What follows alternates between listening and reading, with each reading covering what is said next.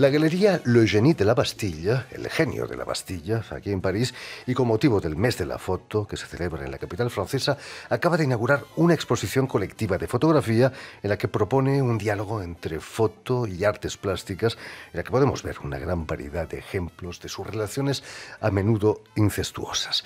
Y precisamente para hablarnos de esta exposición tenemos con nosotros al fotógrafo argentino Jorge Álvarez Iberlucea, cuyo trabajo guarda una estrecha relación con la pintura. Buenas tardes, Jorge. Buenas tardes, Jordi. Y sobre todo, muchísimas gracias por haber aceptado nuestra invitación. Gracias por recibirme.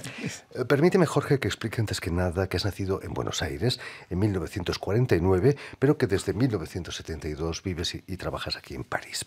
En Buenos Aires estudias sociología y artes plásticas. No, en París. ¿Ya estudias aquí en París? En París, sí. La sociología está muy lejos de la fotografía. No tan lejos, no tan lejos. Cuando uno quiere explicar un poquitito cómo funcionan ciertas cosas, a veces es más interesante utilizar las imágenes que los discursos muy largos. ¿Allí en Buenos Aires estudias diseño gráfico? Estudio primero dibujo, diseño gráfico, sí, y después me vengo a Europa con mi compañera, y es ahí donde empiezo a estudiar sociología primero. Tenías 20 años cuando llegas. 21 años. ¿Qué es lo que te hizo cruzar el charco, como se dice? Creo que fue una gran intuición, porque fue justo antes de los grandes dramas que hubo en el Cono Sur, en América del Sur, en esos años. Con mi compañera queríamos viajar un poco para conocer el mundo. Y bueno, fue el buen momento. ¿Aterrizasteis en París por casualidad o...? No, París era un objetivo. Te cuento una cosa para historia de reírse un poco. En realidad, la primera vez que vine a París tenía 5 años. Y yo estaba muy fascinado con París, y además en el discurso popular en Argentina, los bebés vienen de París, traídos por una cigüeña alsaciana. Yo quería saber de dónde venían los bebés. Lo supiste, naturalmente. Sí, ya encontré. La sociología, ¿con qué motivo estudias sociología aquí en Francia? Quería comprender un poquitito cómo funcionaban las cosas, y me parecía más importante atacar por la sociología que por el lado directamente político. Me imagino que la situación política en Argentina influyó mucho en eso. Enormemente. Yo aparte pasé una infancia, una juventud totalmente traumatizada con bombas, tanques, y siempre había algún drama en algún lugar. Nunca conocí verdaderamente la paz durante mucho tiempo. Incluso preparaste una tesis, ¿no? Incluso preparé una tesis aquí en sociología en la Escuela Práctica de Altos Estudios, sobre geopolítica, es decir, sobre las cuestiones de guerras internas en América del Sur entre la extrema izquierda y los poderes en place. Y mi hipótesis se confirmó muchos años después, porque todos esos movimientos guerrilleros de extrema izquierda no tenían cuenta del contexto geopolítico. Importante. Que hoy día, y en esa época también, no se puede hacer nada sin tener cuenta de lo que pasa en el resto del mundo.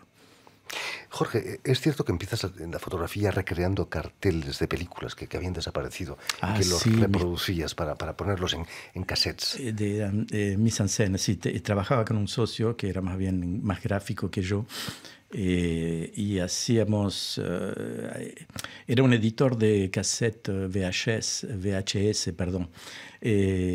que necesitaba rehacer la jaqueta. Sí, las carátulas. Las carátulas, gracias. Y bueno, inventábamos imágenes en función del sinopsis que leíamos de la película, porque no veíamos las películas. Leíamos 10 líneas de sinopsis, inventábamos una puesta en escena, una escena, a veces con personajes, a veces... Las primeras fueron, mi socio a la noche se tiró en un piso, en un pavimento, al lado de un charco de agua, y con un reloj pulsera roto en la mano. Y yo hice unas fotos de una cosa tipo Agatha Christie, ¿viste? Muy misterioso. Nadie se quejó por la... No, para nada. Pero hicimos cosas muy locas, ¿eh? ¿Qué es lo que te interesaba de la fotografía? ¿Esas puestas en escena ya Sí. que hacías en aquella época? Sí, jugar con la realidad, por supuesto. Una de las cosas que me fascina es cuando la gente no ve cuando es una realidad, cuando cree que es una puesta en escena, por ejemplo, o lo contrario. En el 92 hice fotos, no, en el 91 hice fotos de carabelas, de maquetas, que las hice en estudio, fabriqué dioramas, mares, y hice muchas fotos de ese tipo, un poquitito por el descubrimiento de América, por la invasión de América, como se quiera ver. Y había gente que creía que había viajado con las réplicas de las carabelas de Colón. Creyeron que eran fotografías de reportaje. En el fondo, Jorge, lo que hacías era seguir la tradición de los grandes estudios de fotografía, ¿no? Que en América Latina tenían decorados y ponían al cliente Claro, en es situaciones... la historia de la fotografía, pues, por supuesto, eso no se ha perdido casi nunca. Hoy día aún tenés estudios que continúan a hacerlo, pero bueno, con diferentes personalidades, ¿no? Pero las cosas de la colección que aquí empecé a exponer, es la segunda vez que expongo, segunda o tercera, ya ni me acuerdo, que expongo aquí en el Genie de la Bastilla, son justamente puestas en escena de individuales que están en relación con anécdotas de la vida cotidiana, muy sociológicas, ¿eh? La mujer que se pasea con un carrito, con un bebé y con un perrito en lazo, en lazo se dice, ya no me acuerdo en castellano, por Dios. Y que se enoja con el bebé llora, le grita al bebé y 30 segundos después agarra a su perrito y le da un beso en la boca al perrito. Y entonces hice la Virgen con el gato. Famosa Virgen con el gato, ¿no? Era una exposición que se llamaba Encarnaciones, ¿no? Exactamente, muy bien. No, era difícil poner en escena clásicos de la pintura. Recuerdo el asesinato de Danton. Sí, es cierto. En realidad no es que quiera reproducir esas pinturas, es un guiño. Hay mucho humor. Trato de que siempre haya humor, porque las cosas son demasiado serias para decirlas seriamente todo el tiempo. Si uno no se ríe un poco, si uno no dice tonterías, no, lo serio no puede pasar. Son referencias, hacer referencias a cosas que son muy clásicas y muy serias permite de interrogar. Las imágenes nunca son perfectas, siempre hacen referencia a la pintura. La gente cuando las mira de lejos casi siempre creen que son pinturas. Se dan cuenta que son fotografías solamente cuando la miran de cerca. Bueno, hay muchas interrogaciones. Para apreciar verdaderamente tu trabajo hay que tener una cierta cultura pictórica, ¿no? Un poquitito, pero la mayoría trato de hacer referencias a obras que la gente conoce ya, aunque se hayan olvidado de quién las hizo, cuándo, de dónde la vieron y qué es lo que significaba. Pero de golpe los invito, en todo caso, a que vuelvan a preguntarse qué significaba eso. Una de las obras que me han fascinado es La Virgen del Espejo, una especie de parodia de la Virgen de Velázquez en el espejo. El único desnudo de Velázquez que salvó a la Inquisición. Lo hizo en Roma, le dejaron. En España no hubiera podido hacerlo, sin duda. Pero sin el angelito, ¿no encontraste a un niño con alas seguramente? No, es cierto. Yo estaba tan concentrado en el personaje que estaba fascinado por su imagen que no le puse el angelito, ¿cierto? No me extraña. El erotismo también está muy presente en tu trabajo, ¿no?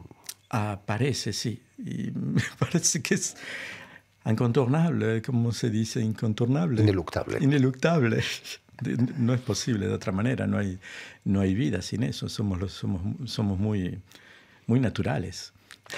Mucho menos sexy es otro aspecto de tu trabajo. Trabajas como asesor jurídico para los derechos de autor de fotógrafos. No es nada sexy, ¿no? Es complicado. No es nada sexy, es muy, muy complicado. Es quizás por eso que me divierta mucho antes y después diciendo tonterías y haciendo bromas. Pero es necesario. Es necesario porque hay que explicar En realidad mi objetivo es muy pedagógico. Explicar, que sea explicar a un diputado, a un senador, a un ministro, o que sea explicar a un fotógrafo o un editor, es indispensable. Es indispensable de que todo el mundo comprenda dónde estamos, cómo funciona, por qué. Porque si no, uno no puede decir cómo hacer evolucionar las cosas. Y yo no quiero que la gente sea pasiva y siga. Entre paréntesis, es mi imagen del Amazonas. Odio la sumisión a ciega, sin reflexión. Yo quiero que la gente sea adulta y tenga la voluntad de comprender, de conocer y asumir lo que hacen. Hay que respetar el principio de que todo trabajo debe ser remunerado. De todas maneras, es un respeto por el trabajo también.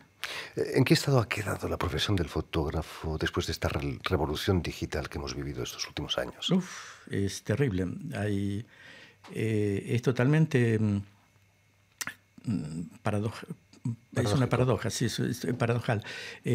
Por un lado, se ha multiplicado enormemente la cantidad de gente que quiere hacer fotografía. Parece ser incluso que estadísticamente es la primera profesión que es deseada por los franceses. Es la primera que es citada cuando le dicen qué es lo que quiere hacer como profesión. Y por otro lado, es donde se paga menos, no se quiere pagar el trabajo, no se quieren pagar los derechos de autor, todo el mundo quiere que las cosas sean gratis y hay casi una obligación de que las cosas sean gratis. Y las instituciones mismas les cuesta aplicar la ley, respetar la ley. Se ha devaluado el valor de la imagen. Totalmente. Nadie quiere pagar. Es una falacia, ¿no? No puede ser gratis ciertas cosas. Es imposible. Es imposible de todas maneras. Lo gratuito no existe. Alguien tiene que pagar algo. Cuando alguien me regala algo, me está pidiendo algo o me está dando algo porque necesita algo. En fin, no existe lo gratuito. Es pura publicidad eso. ¿Cómo se pueden arreglar esas cosas a nivel europeo, a nivel mundial? Me parece que la pedagogía es una cosa esencial. Después de la pedagogía, por supuesto, a ciertos niveles ya se llama más lobbying que pedagogía. Pero, bueno, desarrollar la información y la pedagogía, exactamente. Por eso he tratado por eso hice intervenciones en la escuela Louis Lumière, en la escuela de fotografía de Arles, entre otras. En fin.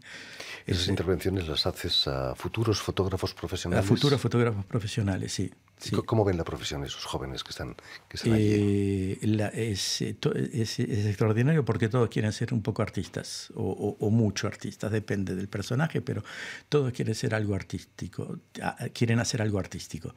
Es interesante, pero saben que es muy difícil. Saben que es muy difícil y que les va a costar.